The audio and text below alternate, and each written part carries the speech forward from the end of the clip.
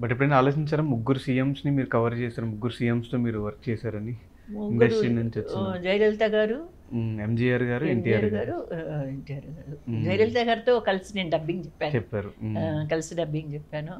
ఆవిడ కూడా చాలా కామ్ క్వైట్ సెట్లో కూర్చున్నారంటే దూరంగా దూరంగా కూర్చుంటారు. బుక్స్ చదువుతూ ఉంటారు. ఏదో ఒక బుక్ చేతిలో ఉంటుంది, చదువుతూ ఉంటారు. చాలా కామ్గా ఉంటారు. చాలా డ్యాన్స్ మాస్టర్స్ ఉన్నారు కదా, మేము అందరి మాస్టర్లతో చేసాం కదా. చేసేటప్పుడు వాళ్ళు చెప్పేవాళ్ళు, మాస్టర్లు అందరూ చెప్పేవాళ్ళు, జయలలితమ్మ చాలా, అదే తమిళ్లో చెప్పేవాళ్ళు, చాలా క్లెవరు, ఇలా ఎంత తెలివిమంతురాలంటే అలా అలా పట్టేసేదంట స్టెప్పు. అలా దూరంగా చూసి ఒకసారి చూసేసి నెక్స్ట్ వచ్చేసి డ్యాన్స్ చేసేసేదంట. అంత నాలెడ్జ్, అంత తెలివి, గ్రాస్పింగ్ శక్తి. సో ముగ్గురు సీఎంస్ మీకు క్లోజ్ కాబట్టి ఆ టైంలో ఏమన్నా పొలిటికల్గా కూడా స్టార్ట్ అవుదాము, ఏమన్నా ఒక పొజిషన్ అడుగుదాము అని ఏమనిపించలేదు? అప్పుడు అనిపించలేదు, ఇప్పుడు అనిపించలేదు. అసలు నాకు ఇదే లేదు, అస్సలు లేదు.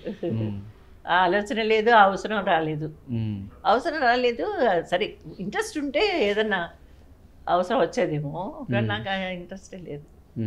ఎవరికి వేసారు మీరు ఓటు? ఎన్టీఆర్ గారికి వేసారు, జయలలిత గారు తమిళ్లో వేసారు. మీకు ఎక్కడుంది ఓటు? నాకు అక్కడ తమిళనాడులో. జయలలిత గారికి అలా ఓటు ఎవరికి వేసారు? అది చెప్పను. కానీ అక్కడ కరెక్ట్గా అనలైజ్ చేస్తారు. తమిళనాడులో అనలైజ్ చేయడం పక్కాగా చేస్తారు. ఈసారి మరి ఎలాగో అయితే నేను మా ఆయన్ని కూడా అడగను, మా అమ్మాయిని కూడా అడగను ఎవరికి వేశారని. వాళ్ళు చెప్తే వింటాను, వాళ్ళు అడిగితే నేను చెప్తాను, అంతే. ఎందుకు మీ అమ్మాయిని సినిమా వాసన తెలియకుండా పెంచారు? ఏమో తెలియదు, అసలు అందరు అడుగుతారు. ఇప్పుడు నాకే ఆశ్చర్యంగా ఉంది. కానీ చదువు, మా ఆయన కాలేజ్ ప్రిన్సిపల్గా ఉన్నారు కాబట్టి నేను ఇట్లా షూటింగ్స్ వచ్చేటప్పుడంతా మా ఆయన పాపని స్కూల్లో దింపడం, స్కూల్లో పికప్ చేసుకోవడం, మొత్తం 14 సంవత్సరాలు +1 +2 వరకు ఆయనే చేసేవాళ్ళు. నేను వీలున్నప్పుడు వాళ్ళని ఇక్కడికి షూటింగ్ ప్లేస్కి రమ్మని చెప్పేదాన్ని, లేదంటే నేను రాజమండ్రి నుంచి వచ్చేటప్పుడు గోదావరి గౌతమి ట్రైన్ ఎక్కానంటే విజయవాడలో దిగి, విజయవాడ నుంచి మళ్ళీ చెన్నై ట్రైన్ ఎక్కి, ఒక పొద్దున్న దిగిన తర్వాత ఒక సాయంకాలం వరకు మా అమ్మాయిని చూసుకోవడానికి ఉండి మళ్ళీ ఈవినింగ్ ఫ్లైట్ ఎక్కి హైదరాబాద్ వచ్చేదాన్ని. అందరూ అనేవాళ్ళు, నిన్న మాతో ఉంది విజయ, ఇప్పుడు ఎక్కడికి చెన్నైకి వెళ్ళిందని. వాళ్ళు ఆ టికెట్ వేసేవాళ్ళు, వీళ్ళు ఇక్కడ ట్రైన్ టికెట్ వేసేవాళ్ళు.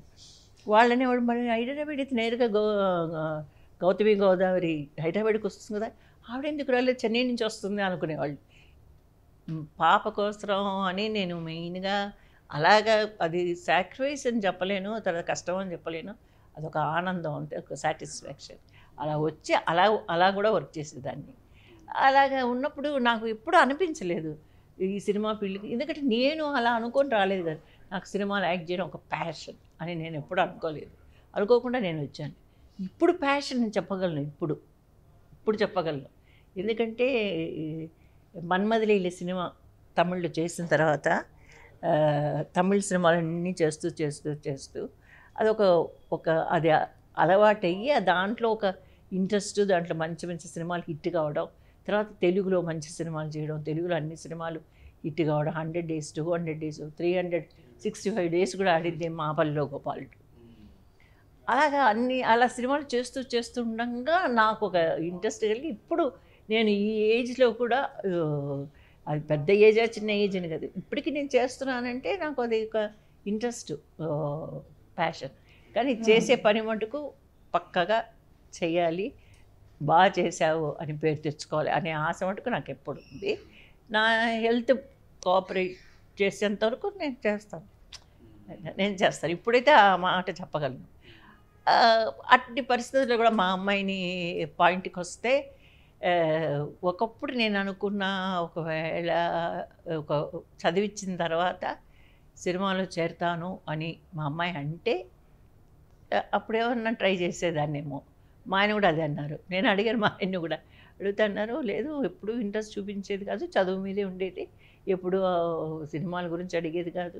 మేము కూడా చెప్పేవాళ్ళం కాదు, ఎంకరేజ్ చేసేవాళ్ళం కాదు. ఒకవేళ చదివిన తర్వాత అడిగుంటే అప్పుడేమన్నా మేము ట్రై చేసేవాళ్ళము. ఎప్పుడన్నా నాకు జ్ఞాపకం వచ్చినా కూడా నేను అనుకునేదాన్ని, పాపం హీరోయిన్స్ని చూసినప్పుడు నాకు జాలి కలుగుతుంది. మేము చేసినప్పుడంతా ఏముంది, ఏదో సాంగ్స్ అంతా విజయవాహిని పార్క్లో, తర్వాత లేడీస్ టైలరు డ్యాన్స్లు అన్నీ ఆ పల్లెటూర్లలో అలా చేసేవాళ్ళం. ఇప్పుడు వచ్చే హీరోయిన్స్ డ్యాన్స్లు అంతా పాపం ఐస్లో ఎక్కడికో ఫారిన్లో వెళ్ళి ఆ డ్రెస్సులలో ఆ ఐస్లో దాంట్లో అంతా వాళ్ళు కష్టపడేది, 3 o'clock 4 o'clock లేచేది. ఇవన్నీ చూస్తే నాకు ఒక్కోసారి అనిపిస్తుంది, బాబా మనం పడ్డ కష్టాలని మన అమ్మాయి కూడా ఎందుకు పడాలి అనే ఫీలింగ్ అప్పుడప్పుడు వచ్చేది నాకు. కానీ నేను ఎప్పుడు చెప్పలేదు బయటికి. ఆ ఫీలింగ్ అయితే వచ్చేది. కానీ వంశీ గారు ఉన్నారు కదా, పెద్ద వంశీ గారు సినిమాలు చేసినప్పుడు లేడీస్ టైలర్ నుంచి అన్ని సినిమాలు చేశాను కదా, చేస్తే 3 o'clock లేచేవాళ్ళం. ఆయనకి 7 o'clock కాల్ షీట్ అంటే 7 o'clockకి కెమెరా ఆన్ అయిపోవాలి. అరకులో షూటింగ్ చేసేటప్పుడు మార్నింగ్ 7 o'clock బాగా చల్లగా ఉంది, కానీ అక్కడ రూమ్స్ కూడా లేవు. నీళ్ళు వేడి చేసి తీసుకొచ్చి పొయ్యి మీద, దీని మీద కట్టెల పొయ్యి మీద కాల్చి తీసుకొస్తారు. 3 o'clock తీసుకొచ్చి పెడితే 3 o'clock స్నానం చేసి మేకప్ వేసుకొని అన్నీ చేసుకొని 6 o'clock బండి ఎక్కితే కరెక్ట్ స్పాట్కి వెళ్ళి 6:30కి కెమెరా ముందు నిలబడితే అప్పుడు ఆయనకు సాటిస్ఫాక్షన్. వంశీ గారికి 7 o'clock తీసేయాలి. రాఘవేంద్రరావు గారు కూడా అంతే, 7 o'clock కాల్ షీట్. శరత్ గారు అందరూ అంతే. అప్పట్లో అలా ఉండేది. 7 o'clock కాల్ షీట్ అంటే 7 o'clock కెమెరా అవ్వాలి. మరి ఇప్పుడు మళ్ళీ మీ మనవాళ్ళు మనవరాళ్ళు ఏమన్నా వాళ్ళకి ఏమైనా ఇంట్రెస్ట్ ఉందా? మనవరాళ్ళు లేరు, మనవడే ఉన్నాడు. వాడికి జస్ట్ 3rd standard చదువుతున్నాడు. తెలీదు. వాడిని కూడా మమ్మల్ని స్కూల్లో దింపడం తీసుకురావడం, మా అమ్మాయిని ఎలా చేసామో అదే ప్రాసెస్లో ఉంది. పెద్ద అయితే మగపిల్లాడు కాబట్టి ఏమన్నా ఊరికే వస్తుంది ఇంట్రెస్ట్ అది సినిమాలంటే. అలాగే ఇప్పుడున్న జనరేషన్లో మీ ఫేవరెట్ హీరో ఎవరు? ఎవరి సినిమాలు ఎక్కువ చూస్తూ ఉంటారు మీరు? అది చాలామంది అడిగారు, కానీ నాకు అట్లంటే ఎవ్వరూ లేరు. ఫేవరెట్ హీరో లేదు. ఏ సినిమాలో హీరో సూపర్గా చేస్తే ఆ హీరో బాగా చేశారు, చాలా బాగుంది అనుకుంటాను. అందరు బాగా చేస్తున్నారు. ఎవరు ఫేవరెట్ అని నాకైతే ముందు నుంచి లేరు. ఒక రామారావు గారు అయితే చెప్తాను, సావిత్రి గారు అయితే చెప్తాను, కానీ ఆ తర్వాత ఫేవరెట్ ఇప్పుడు శోభన్ బాబు గారు ఉన్నారు. మంచి అందం కదా, శోభన్ బాబు చాలా అందగాడు అనకూడదు, చాలా అందమైన వాళ్ళు. కృష్ణ గారు ఎంత మంచి పర్సనాలిటీ. కృష్ణ గారు చాలా, ఆయన యాక్ట్ చేయాలంటే ఎంత భయం అంటే అలా చూసుకుంటారు. పేపర్ ఒకసారి చదవమంటారు, డైలాగ్ ఇంత పెద్ద డైలాగ్ ఉన్నా కూడా రెడీ టేక్ అనేస్తారు. అంత జ్ఞాపక శక్తి ఆయనకి. ఆయన దగ్గర ఆయన సీన్లో చేయాలని కూడా భయపడతాం, చాలా భయంగా ఉంటుంది. ముందే డైలాగ్ అనుకొని రెడీ అయిపోయి అస్సలు నిలబడతాం అక్కడ. అక్కడి నుంచి మెట్ల మీద నుంచి అలా డైలాగ్ చెప్పుకుంటూ వచ్చి కరెక్ట్గా పొజిషన్కి నిలబడతారు. అంత ఇది ఉంది జ్ఞాపక శక్తి. నేను ఒకసారి విజయనిర్మల గారు చెప్పారు, మహేష్ బాబు కూడా అలాంటి జ్ఞాపక శక్తి అని. నేను ఆ అబ్బాయితో నేను యాక్ట్ చేయలేదు, మహేష్ బాబు గారితో చేయలేదు. ఒకసారి చెప్పారు ఫ్లైట్లో చెప్పినప్పుడు. కృష్ణ గారితో మేము చేసాం కదా, ఆవిడ డైరెక్షన్లో చేసాం. తర్వాత కృష్ణ గారి డైరెక్షన్లోనే నేను యాక్ట్ చేశాను, చాలా సినిమాలు చేశాను కృష్ణ గారితో. అలాగే చిరంజీవి గారితో కూడా మీకు మంచి రిలేషన్ ఉంది. అది చాలా సినిమాలు చేశాను చిరంజీవి గారితో, చాలా సినిమాలు చేశాను. చాలా ఎక్కడ కనబడ్డా కూడా ఆయన పాపను అడుగుతారు, బాగున్నారా అని. మీ పాపతో కూడా ఏదో అన్నారంట, సేమ్ మీ అమ్మలానే ఉన్నావు కూడా అని.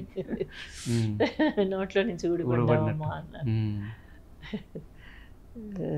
చాలా సినిమాలు అందరితో చేశాను. బాలయ్య బాబుతో అన్ని సినిమాలు చేశాను, చాలా సినిమాలు చేశాను. వెంకటేష్ గారితో చేశాను, నాగార్జున గారితో చేశాను. ఇంకా తర్వాత ఈ చిన్న సినిమాలు రావడం, ఇది చిత్రం సినిమా కదా, చిత్రం అనుకుంటా. ఫస్ట్ లవ్ స్టోరీస్ యంగ్స్టర్స్తో తీయడం మొదలుపెట్టింది చిత్రం అనుకుంటాం. అక్కడి నుంచి సబ్జెక్ట్స్ కొంచెం మారాయి. ఈ ఫ్యామిలీ ఓరియంటెడ్ సినిమాలు తగ్గాయి. అలాగే నాకు చిరంజీవి గారి గురించి తెలుసుకోవాలని ఉంది. ఎందుకంటే ఆ టైం